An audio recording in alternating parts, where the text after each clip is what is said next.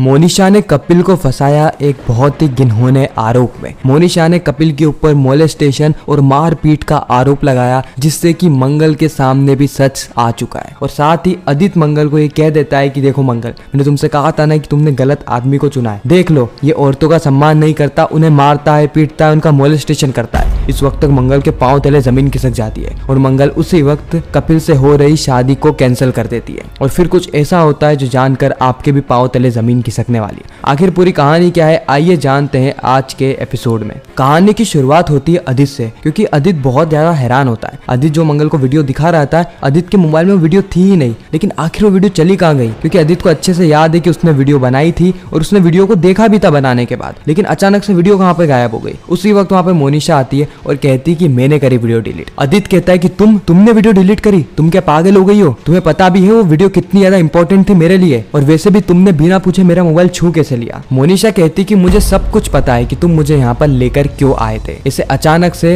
Hospital की जगह घर लेकर आना, घर पे लाते ही कपिल की बार बार बातें करना, और जब हम दोनों प्राइवेटली बात कर रहे थे, एक दूसरे के मसले को सुलझा रहे थे, तो तुम वहाँ पे खड़े खड़े वीडियो बना रहे थे। मैंने भी मौका देखा और डाइनिंग टेबल पे से तुम्हारा मोबाइल उठाया और उसी वक्त वो सारी ही वीडियो को डिलीट कर दिया, क्योंकि मैं नहीं चाहती कि कपिल की लाइफ में और कोई भी प्रॉब्लम खड़ी हो मेरे चलते, क्योंकि मैं पहले भी उसे कई सारी प्रॉब्लम में डाल चुकी हूँ। आदित्य इस वक्त तक बहुत ज्यादा गुस्से में होता है, क्योंकि उसके पास मात्र एक ही सबूत था जिसके चलते वह कपिल का भांडा मंगल के सामने फोड़ सकता था, लेकिन अब तो ना तो वो सबूत बचा और अब मोनिशा को भी सारी सच्चाई के बारे में पता लग चुका है। मोनिशा और आदित्य यहाँ पे बात कर रहे होते हैं, जहाँ पे मोनिशा साफ तौर पे आदित्य से पूछती है कि आखिर तुम्हें चाहिए क्या? तुम्हें सारी चीजें कर क्यों रहे हो? मुझे पता है कि तुम्हारी एक्स वाइफ कपिल से शादी कर रही है, लेकिन मैं तुम्हें कपिल की जिंदगी में और ज्यादा प्रॉब्लम क्रिएट करने देना नहीं चाहती, मेरे कारण तो बिल्कुल भी नहीं। इसलिए साफ तौर पे बताओ कि आखिर तुम्हारी और कपिल की प्रॉब्लम क्या है। उसी वक्त वहाँ पे मंगल आ जाती है। मंगल कहती है कि यह दोनों यहाँ पर क्या कर रहे हैं। उसी वक्त मंगल मोनिशा से पूछ रही होती है कि आखिर वो अक्षत के पापा के कमरे में क्या कर रही है। मोनिशा कहती है कि मैं पेन किलर लेने आई थी, एक्चुअली में मेरे पाँव में बहुत ज्यादा पेन हो रहा था, बस मैंने पेन किलर ले लिया है, मैं यहाँ से जाती हूँ। उसी वक्त मंगल कहती है कि आप दोनों तो कई देर से यहाँ पे बात कर रहे थे, आखिर आपके बीच में बात क्या चल रही थी? आदित्य यहाँ पे थोड़ा मॉक करते हुए मंगल से कहता है कि ये मोनिशा है ना, ये मुझे इसके फियांसे के बारे में बता रही थी। मंगल शॉक हो जाती है। मंगल कहती है कि आपने तो हमें कहा था कि आपका इस शहर में कोई भी नहीं है। मोनिशा रोते हुए एक्टिंग करते हुए बता रही होती है कि उसका एक फियांसे था जिसने उसको हमेशा हमेशा के लिए छोड़ दिया, अब वो अकेली हो गई है। उसने इसलिए बताना जरूरी नहीं समझा क्योंकि अब उसका और इसका रिलेशन पूरी ही तरीके से खत्म हो चुका है, और वो नहीं जानती थी कि कोई उसकी मदद करेगा भी या नहीं। मंगल इस वक्त तक बहुत ज्यादा इमोशनल हो जाती है, क्योंकि मंगल के साथ भी एक टाइम पे ऐसा ही हुआ था। आदित्य ने मंगल को घर से निकाल दिया था और मंगल का भी मदद करने वाला पूरे शहर में कोई भी नहीं था। इसलिए मंगल यहाँ पे मोनिशा को हिम्मत देते हुए कहती कि कोई दिक्कत नहीं है, बस मैं आपसे ये कहूंगी कि अगर आपको जिंदगी आगे बढ़ने का मौका देना तो आगे बढ़ जाना, अपने अतीत को अपने सर पे बोझ बन के रखने मत देना। इस वक्त तक जो मोनिशा होती है वो मंगल की बातों से बहुत ज्यादा प्रभावित हो जाती है। साथ ही वो मंगल और कपिल दोनों की तारीफ करती है। वो कहती है कि मैंने कपिल जी को देखा आज डिनर पे, वो बहुत ही अच्छे इंसान है, उनके जैसा नेक इंसान आपको और कहीं पर भी नहीं मिलने वाला, आपकी पसंद बिल्कुल सही है। साथ ही जिस तरीके से मैंने आपको भी देखा ना,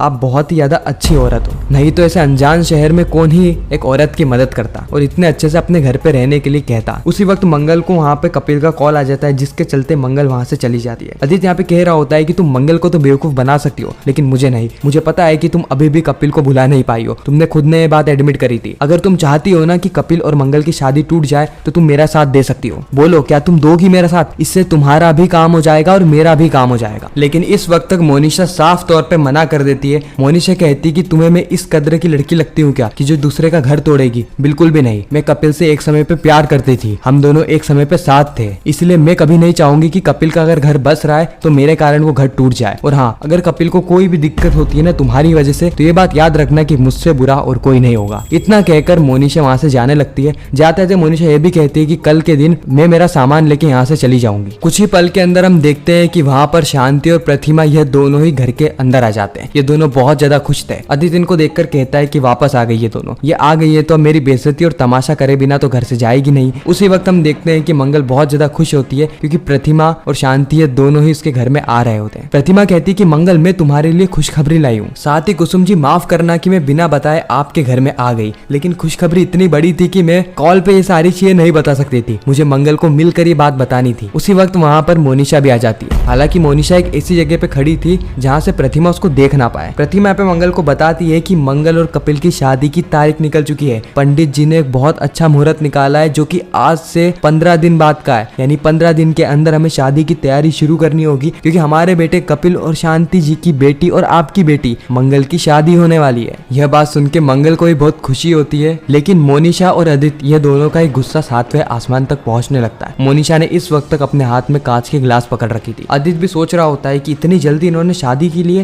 तारीख भी फिक्स कर दी, कितने उतावले हो रहे हैं ये लोग शादी के लिए। प्रतिमा कहती है कि मंगल अब क्योंकि कपिल और तुम्हारी शादी होने वाली है इसलिए मैं तुम्हें कुछ देना चाहती हूँ, इसलिए मेरे पास आओ। मंगल जैसे ही प्रतिमा के पास जाती है उसके बाद प्रतिमा मंगल को एक हार देती है जो कि पुश्तैनी हार था और बहुत ही ज्यादा महंगा और कॉस्टली लग रहा था। प्रतिमा यहाँ पे मंगल को कह रही होती है कि यह हार हमारा पुश्तैनी हार है, कपिल की दादी नहीं बल्कि परदादी ने उनकी दादी को दिया था, उनकी दादी ने उनकी मम्मी को दिया यानी मुझे, और मैं अब तुम्हें दे रही हूँ। ये हमारी पुश्तैनी हार है, इसलिए इसकी कीमत इसकी असली कीमत से कई गुना ज्यादा है, हमारी भावनाएं जुड़ी है इससे। और उसी वक्त जो प्रतिमा है उसकी नजर मोनिशा पे पड़ती है। प्रतिमा इस वक्त मोनिशा को जलाने के लिए मंगल की और ज्यादा तारीफ करने लगती है। वो कहती है कि मुझे ऐसा लगता है कि कपिल ने एकदम सही जीवन संगिनी चुनी है तुम्हारे जैसी, क्योंकि कपिल को तुम्हारे जैसी जीवन संगिनी और कभी मिल ही नहीं सकती थी। जल्दी ये हार पहनो और मुझे बताओ कि ये हार तुम पे कैसा लग रहा है। पहले तो मंगल मना करती है, लेकिन प्रतिमा के इतने फोर्स करने के बाद वो उस हार को पहन लेती है। वो हार पहनने के बाद प्रतिमा यहाँ पे कहती है कि तुम्हें किसी की नजर नहीं लगनी चाहिए, तुम इतनी ज्यादा खूबसूरत लग रही हो। शांति भी इस वक्त तक बहुत ज्यादा खुश होती है और मोनिशा इतना ज्यादा गुस्से में आ जाती है कि जो उसके हाथ में कांच का गिलास था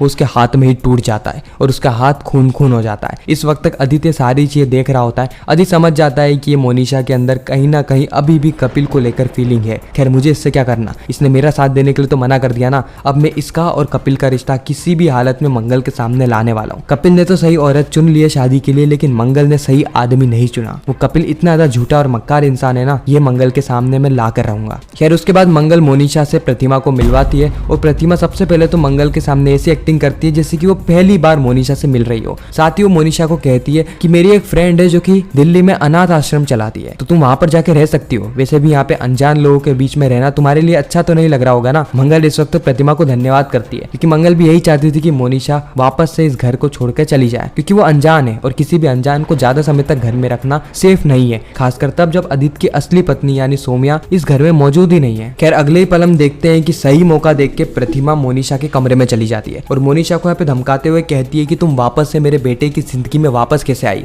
मैंने तुमसे कितनी बार कहा था ना कि अगली बार से तुम अपनी शक्ल मत दिखाना, लेकिन बार बार तुम मेरे बेटे की जिंदगी में वापस आ रही हो। लेकिन हाँ यह बात ध्यान रखना कि तुम इस बार मेरे बेटे की जिंदगी पहले की तरह बर्बाद नहीं कर सकती, क्योंकि अगर इस बार तुमने कुछ भी करने की सोची ना तो मैं तुम्हें छोड़ूंगी नहीं। अगर कपिल की जिंदगी में तुम्हारे कारण कोई भी समस्या आती है ना तो यह बात याद रखना कि वह तुम्हारी जिंदगी की आखिरी गलती होगी। इतनी बड़ी धमकी देने के बाद प्रतिमा वहां से चली जाती है और मोनिशा कहीं ना कहीं बहुत ज्यादा गुस्से में होती है। इसी के साथ ही खूबसूरत एपिसोड भी यहाँ पर खत्म हो जाता है। आपको ये रिकैप कैसा लगा कमेंट सेक्शन में जरूर बताना। मैं मिलता हूँ आप सभी से किसी नेक्स्ट इंटरेस्टिंग वीडियो में, जब तक के लिए गुड बाय।